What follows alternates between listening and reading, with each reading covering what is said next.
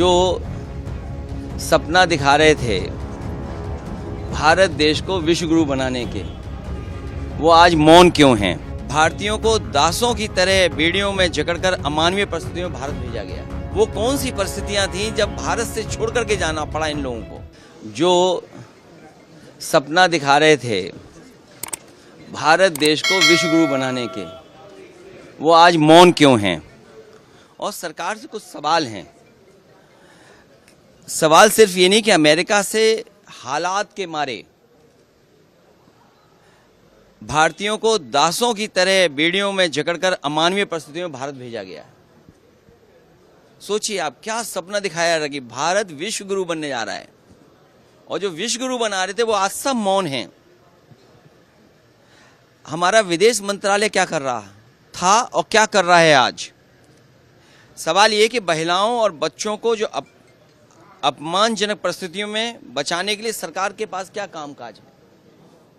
तो एक तरफ तो वो जो हम अपनी अर्थव्यवस्था को कह रहे हैं कि हम दुनिया में यहाँ पहुँचे जा रहे हैं, वही ये अमानवीय व्यवहार हमारे भारत के नागरिकों के साथ हो रहा है।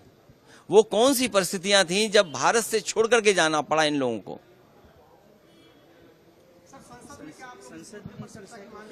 हमारी समाजवादी पार्टी और विपक्ष की मांग है कि सरकार इस पर जवाब दे और चर्चा में शामिल होने का सबको मौका दिया जाए।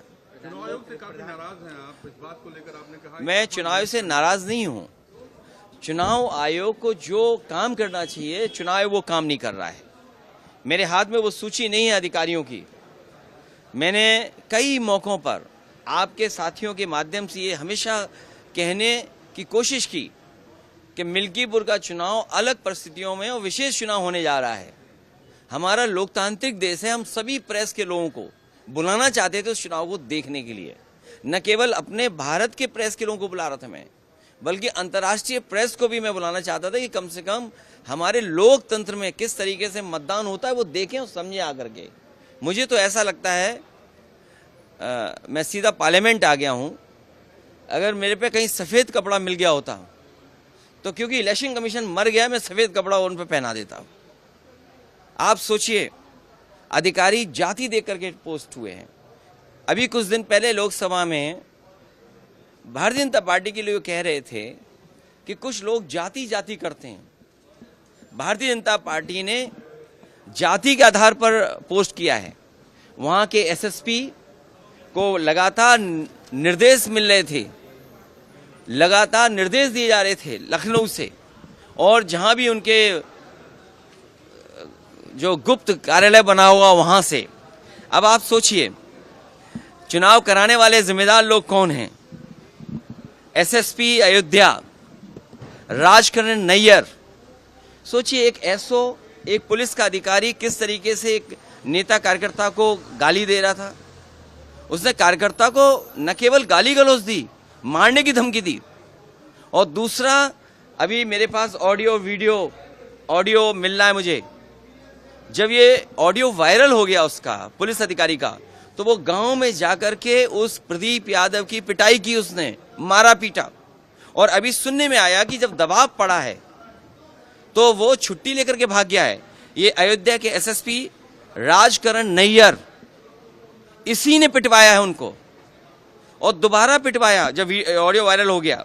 एसडीएम मिल्कीपुर राजीव रतन सिंह, सीओ मिल्कीपुर श्रेष्ठ त्रिपाठी, थाना इनायत नगर एसओ देवेंद्र पांडे, ये भारतीय जनता पार्टी के किसी के बहुत खासम खास रिश्तेदार हैं। थाना कुमारगंज एसओ अमरजीत सिंह, थाना खंडासा संदीप सिंह, जिला विद्यालय निरीक्षक, जिन्होंने एक एक नाम देख करके पूरी सूची नहीं जारी की। उन्होंने कहा कि पूरी सूची जारी करेंगे तो सब लोग जान जाएंगे कि किस जाति के अधिकारी पोस्ट हो रहे हैं। तो एक एक का ऑर्डर एक एक करके निकाला गया। निरीक्षक, जिला विद्यालय निरीक्षक पवन तिवारी, एडी बेसिक कौस्तुभ सिंह, इनके बारे में आप लोग भी जानकारी कर लेना। जिन मंत्रियों को जिम्मेदारी लगाई थी, जब चुनाव होता है तो कोई भी मंत्री रुक नहीं सकता अपने क्षेत्र में, जिस क्षेत्र में चुनाव चल रहा है। आपको पता होगा, एक बाहर का व्यक्ति जब पकड़ा गया, जब पुलिस ने उसको पकड़ लिया, बाहर की पुलिस ने, तो उसने खुद बात कराने की कोशिश की मंत्री जी से। और ये बात अगर गलत है तो वो तो लाइव था, वीडियो रिकॉर्डेड। आप पता करिए कि किससे बात हो रही थी। वो मंत्री वहीं रुके हुए थे, जो मंत्री थे वो भी छांट के लगाए हुए थे, तो मंत्री सब रुके रहे। तो ये चुनाव हुआ। इसीलिए मैं पूरी प्रेस को बुलाना चाहता था, पूरी प्रेस को, कि कम से कम इस लोकतंत्र में प्रेस देखे कि कैसा चुनाव हो रहा है। और समाजवादी पार्टी के ट्विटर हैंडल से 500 से ज़्यादा शिकायतें हुई हैं, एक भी शिकायत पे कार्रवाई नहीं हुई। जिस तरीके से मिल्कीपुर लूटा गया, इससे पहले भी चुनाव की लूट हुई थी। अगर चुनाव आयोग उस समय सख्त कार्रवाई अधिकारियों के खिलाफ करता तो शायद मिल्कीपुर में निष्पक्ष चुनाव होता। ये चुनाव निष्पक्ष नहीं हुआ है। इसीलिए हम लोगों ने कहा है कि ये बाबा साहब भीमराव अम्बेडकर जी का दिया हुआ एक अधिकार जो वोट का है वो भी छीनना चाहते हैं। ये तो सब आपने देख लिया ना कि वोट के अधिकार को भी छीन लिया बीजेपी के लोगों ने। चलिए धन्यवाद। हैं? बीजेपी कह रहे कि आप खींच मिटा रहे हैं। अरे भाई खींच में मिटा रहे, फिर हमारी सूची पढ़ दें। अरे सूची पढ़ दें, हम खींच मिटा रहे हैं। एक मिनट में जाइए, वो सूची कहाँ चली गई हमारे। ओके, मेरे पत्रकार साथियों, मेरी मदद करने के लिए धन्यवाद, क्योंकि आते में कई कागज मिल गए हैं। अच्छा, सूची पढ़ दूं। SSP Ayodhya Rajkaran Nayyar, SDM Milkipur Rajiv Ratan Singh, CO Milkipur श्रेष्ठ त्रिपाठी, थाना इनायत नगर एसओ देवेंद्र पांडे, थाना कुमारगंज अमरजीत सिंह, थाना खंडासा संदीप सिंह, जिला विद्यालय निरीक्षक पवन तिवारी, एडी बेसिक कौस्तुभ सिंह। अभी भी बात समझ में नहीं आई?